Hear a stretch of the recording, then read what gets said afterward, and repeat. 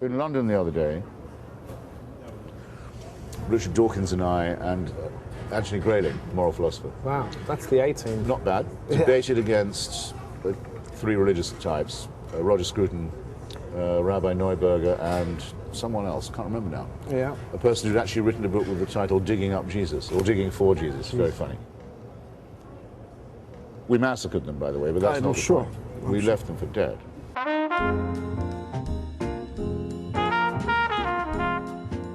Christopher Hitchens is a man of strong opinions.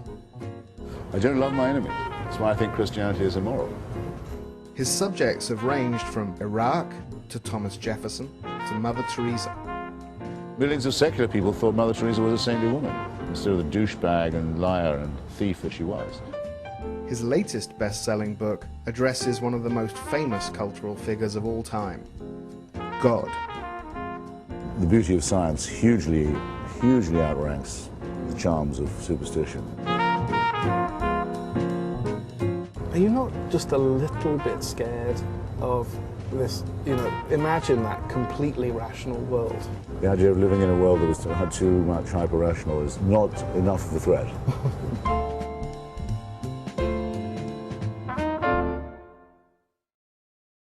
In some areas, they think they better show up because otherwise I'll be the only atheist there.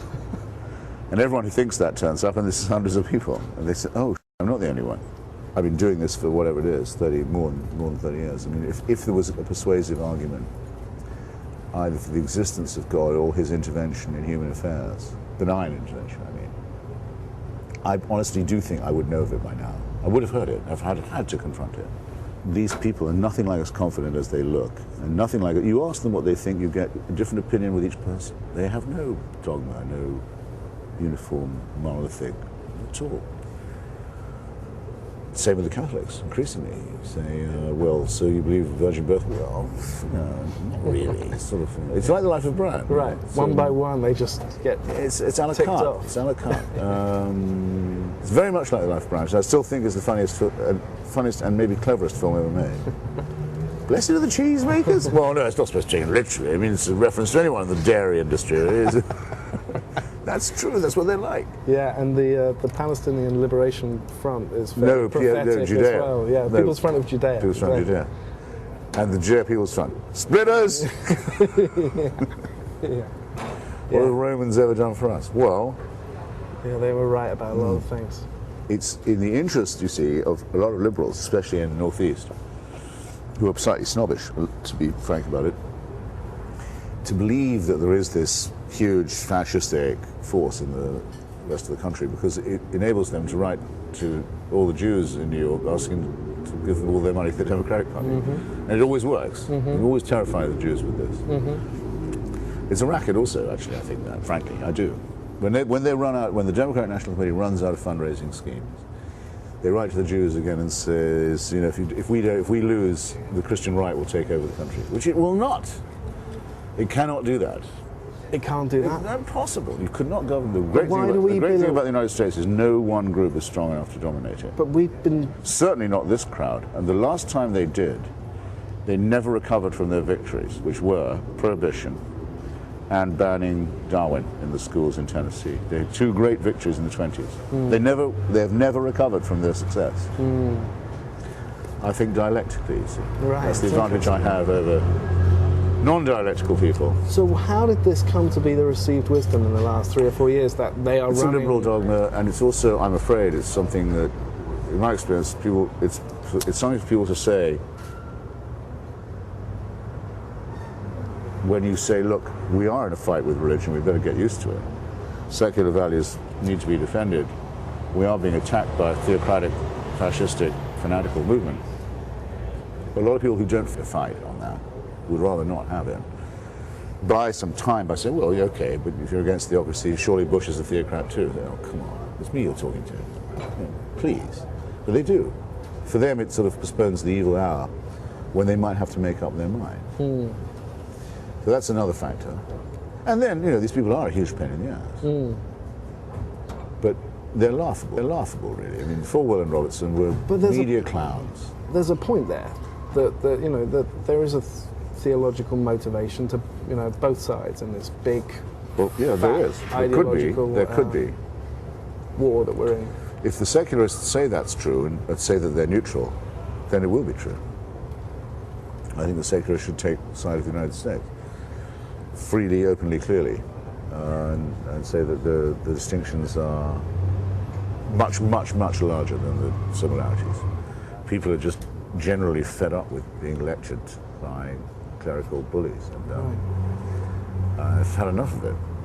They don't like it when the president says, "God bless America." You don't have to say that at the end of the speech. Just shut up. Finish the speech and shut up. We don't like it. Why are you doing this? They don't like the settlers on the West Bank trying to bring on the Messiah with our money. They don't like any of this. I mean, they used to think they have a quiet life and just live freely on the benefits of the First Amendment Constitution. They're not. In the Enlightenment, they can't do it now. They have to fight for it. Good. How are you ever gonna be able to replace that feeling of comfort that people are You can't. able to take? You can't, but you can keep it. You can make them have it privately. You can arrange it so that they say, "All right, I'll believe it, and I teach it to my children," but not in the school my kids go to. You can't do that.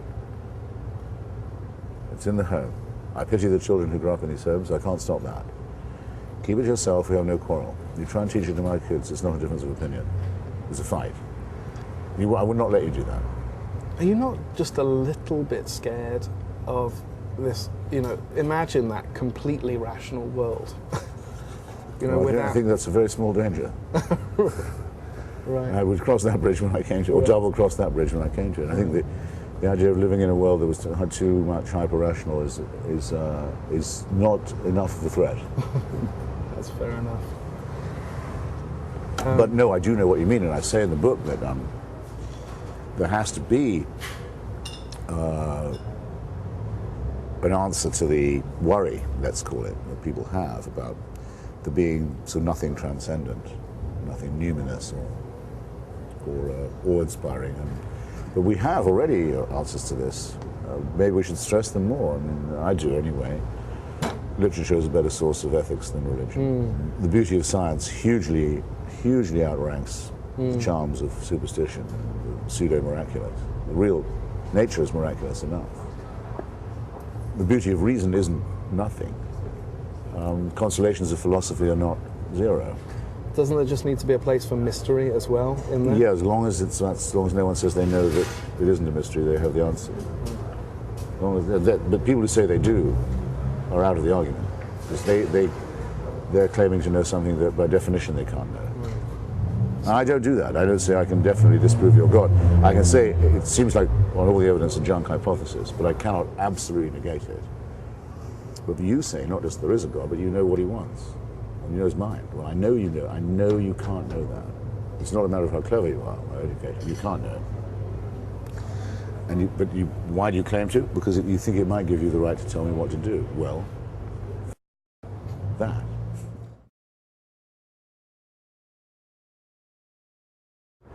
The great Sigmund had an excellent point. He said, well, if you examine religion, however sympathetically or unsympathetically, you're forced to notice the strong connection between the wish and the thought.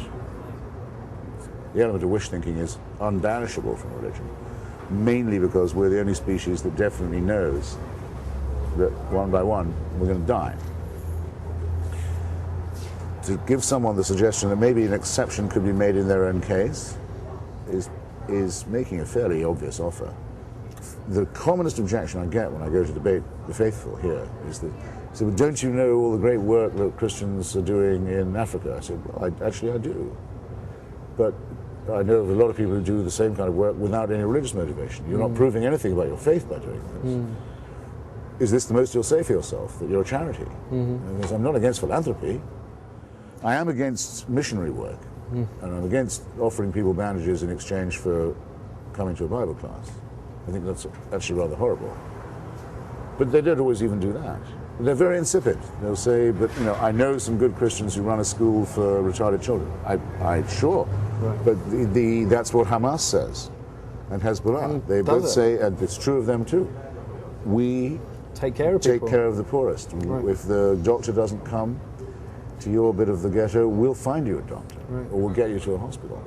We will. The Red Crescent will come. We'll make them do it. And we'll rebuild your house and we'll feed your children. Yes, of course. With that, when they do it, the pitch is obvious.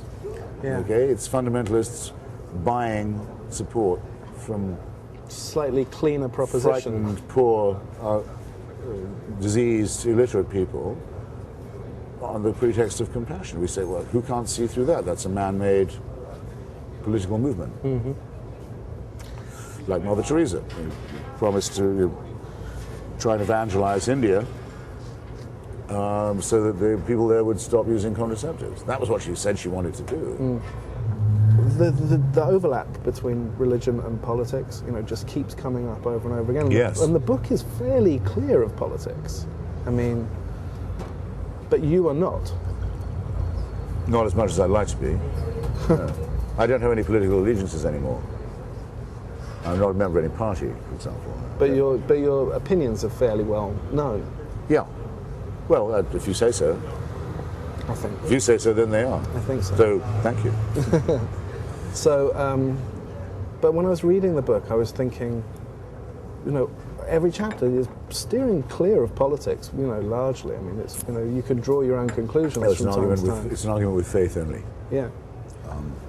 But even in this conversation, we found ourselves, dipping into it. Well, that's because I think religion has become an optional belief, see, because of the availability of better and clearer and more beautiful explanations for things.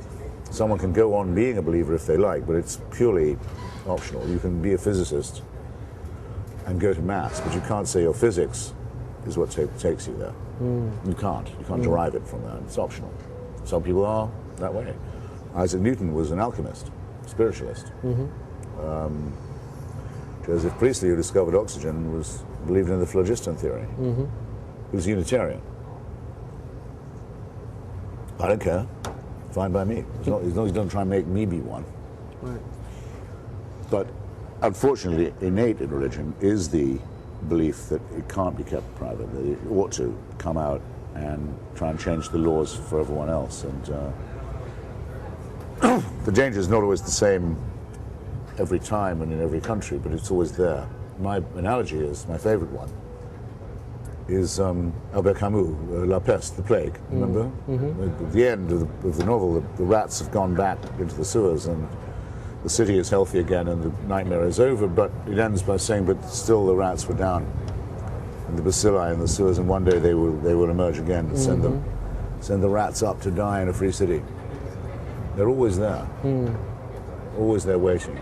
But you do see things. You see things in quite extreme terms. I mean, I don't hear you ever being attracted to any moderate views. I mean, you see these things. You see them as big ideological battles. I think at the moment there's a very, very radical confrontation between what I would call civilization and faith. Yes, the stakes are extremely high. I mean, some of the worst bigots in the world, in Iran, worst fanatics in the world, are about to get their mitts on a nuclear weapon. I take that very seriously. I don't think we should necessarily be hysterical about it, but it's an extremely unsettling thought, because the next government of Iran could be a lot worse than the present one is. And we would have no control over it because it's a dictatorship. The same is true of the Jewish nutbags in the Palestinian territories who hope that by doing this they'll bring on the Messiah and Armageddon. Supported in this by the Christian right in the United States, which, although it's overrated as a force, is still much too strong for comfort. So is this a recent phenomenon or just a more Well, visible? I think it's become, there's something worse that is new, which is the willingness of secular liberals to capitulate to theocratic intimidation, especially if it's Muslim, because they feel, I think it's because they have a bad conscience about the third world. Because they believe in pluralism? It's partly because of a soft form of multiculturalism, and it's partly because, annoyingly to me, at any rate, the Muslims have managed to persuade a lot of people that Islam is in some way a religion of the oppressed third world. Right? Even though Al-Qaeda started to make war on India long before the United States, and India is the most important secular, though predominantly Hindu, democracy in the world. That's the country they started to attack first. They really hate the Hindus. They really like to destroy India by wrenching Kashmir. very serious. If they start a civil war in India, it would be a complete disaster, not just for Asia. No one in the American press would reprint the cartoons from Copenhagen, where individual Danes around the world were being targeted for murder. The Danish economy and democracy was being sabotaged and boycotted. Danish embassies being burned. Everyone stood by and said, well, let's not get too involved because we don't want to offend anybody. No one would reprint the cartoons. This is in a picture-dominated media, where the whole issue was the images. That we're not going to show you what the images are, for fear of giving offence, and also just out of fear. Right. And a little magazine that I write for, called Free Inquiry, an atheist magazine, published out of New Hampshire, which did print them, was told by Borders Books, you can't sell that in our chain. Because they're scared of a bomb going off. That might be what they said. It strikes me that the other side of this debate has built-in support groups. I mean, people are meeting, going to church, going to synagogue, going to temple, going to the mosque all the time. Yes. But there's no support group on this side. Well, that's our strength, that we don't need support groups. Precisely our strength. If I meet someone in Georgia or Manila or Calcutta who thinks like me, it takes a few minutes of conversation and society before we understand each other. I mean, of course, we know. There are millions of us all over the world. It's an easy handshake of recognition. We don't think, okay, now what we better do is go every 7 days or twice a day to shout and holler, just to reassure ourselves we still believe it. We don't need that. It can be believed without strain. It's true. Without effort, without fanaticism. It's an understanding. It's based on reason and literature and, to some extent, irony, the imperishable, necessary X factor quality. Humor. I mean, that's in your book. And a little humor and culture. And usually some shared experience. Fine, we don't need to reaffirm it all the time. It's a sign of the weakness of religion that it keeps on needing to pump people up at mass rallies of one kind or another. That it needs constant reinforcement. Of course it needs that. It would crumble without it. Right. Have you ever had any phenomenon where you felt like the wind got behind you like it is at the moment? Have you had these moments where everything seems to be... No. Coming together? No, especially not having announced, a month ago, I said to people, I think that there's something in the zeitgeist now, it's the perfect moment, and everything now seems to confirm it. No, never. There's usually been entirely the opposite, it's very much against the grain. Well, you're millions of people think Henry Kissinger is a great statesman, a great intellectual. I know better, but you've got all your work to do. It's like breaking rocks. Well, what are you going to do? Millions of secular people thought Mother Teresa was a saintly woman, instead of the douchebag and liar and thief that she actually was. The wind is in your face all the time, never behind you. Now I feel sort of borne aloft. Right, but you're never going to quite feel like you're on the side of conformity. Actually, one week I did feel this, only because in the same week the Princess Diana had checked out. And I was saying, this is an absurd fuss everyone's making. And because I was the only person prepared to say so on TV, I was invited on. I was wearing makeup practically all week, feeling a fool in Washington, but it was fun, pushing back at this terrible sob fest. And then Mother Teresa died the same week, and I thought, oh, well, there is a God. Because there's only one person in the world who's written a book pissing on her, and they have to have me on again. Right. I was never off TV all week. It was preposterous, but I got some licks in. I didn't just have to shout back at the box all the time, watching the celebration of frauds, which is mainly what happens the rest of the year. You shouldn't seem so delighted about that. It's very bad for them. Well, I like it when bad people die. I don't love my enemies. That's why I think Christianity is immoral. Go love your own enemies, don't be loving mine.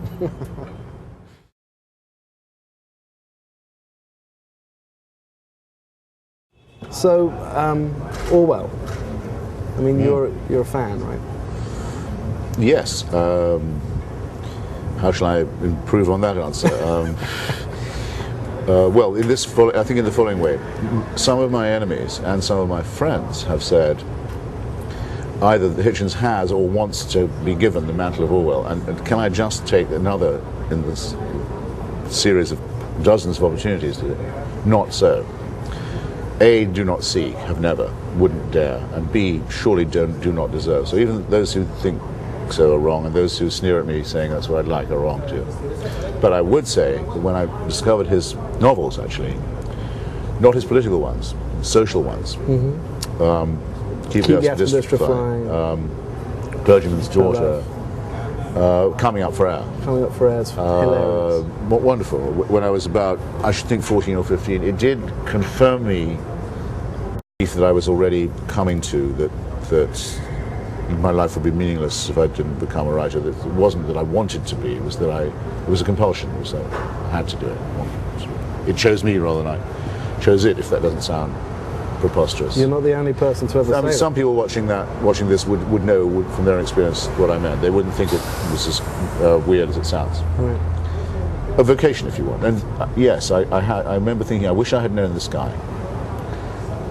When I read him, it's as if I'm being personally addressed. He seems to have this transparent prose that communicates itself very well. It's partly because of intellectual honesty, but partly because of a certain intuition into the hidden injuries of the class system, for example. He wrote about families who are very like my own lower middle class English background. And I thought, I didn't think novels were written about people like us. And I sure didn't realize that he saw exactly what tensions and worries are. And I was very impressed by that. That was before I read Animal Farm in 1984, which I think they would have made me do at school. And I've since read, well, everything he's ever written, several times. The point was made better by Lionel Trilling. So the remarkable thing about Orwell, and the encouraging thing, is that he's not a genius. He lived only 46 years. He never went to university. He never had a steady job. He usually didn't have a steady publisher. But he will never be forgotten because he managed to disprove imperialism, Stalinism, and fascism in one lifetime, and make some imperishable raids on its territory that no one's ever going to forget. All of the time ill, all of the time poor. It shows how much difference a person of really average integrity and intelligence and education can make if they have a little courage and a little intellectual honesty. And of course there are the shortcomings of the individual you can see in him too. But he basically won his own battle against his own prejudices. It's an example for all time. It's not, you don't get the sense you do when reading Proust or Nabokov or George Eliot that you shouldn't be in the writing business. All the people who've ever said in history, alas, there was nothing I could do, are lying, or at least are discrediting themselves. They could have, they just chose not to. That's another version of everyone has a book in them. Well, everyone does have a book in them, but in most cases that's where it should stay. You're a reviewer as well Yes. as a writer. So does that, how does that impact your work as an author, or does it not? Being not full-time, but I mean half of my life is being a book critic, has had certainly one salutary effect on me as a writer. It means I don't bother with the reviews anymore of my own work. It's been about 5 years. I think the Kissinger book was the last time.